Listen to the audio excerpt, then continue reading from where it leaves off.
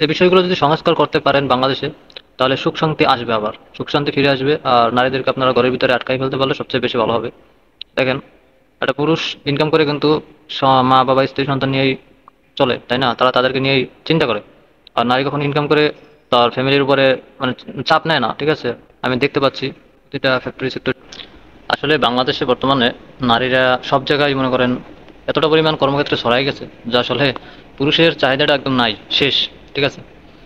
তো এটা আসলে সংস্কার প্রয়োজন। যেহেতু শেখ হাসিনা সরকার ক্ষমতায় আসার পরেই এই জিনিসটা শুরু হয় যে সমান অধিকার দেওয়া হয়। আর সমান অধিকারে এখন বর্তমানে চাকরির বাজারে দেখবেন 100%-এর ভিতরে দেখবেন মেয়ে হচ্ছে 85%, বা 80 থেকে 85%। আর ছেলে দেখবেন আপনি 15 বা 20%, ঠিক আছে? 15 থেকে 20% একটা ছেলে দেখবেন কর্মক্ষেত্রেই হোক না কেন। বিশেষ করে গার্মেন্টস ফ্যাক্টরিগুলোয় তো মেয়ে অহরহ।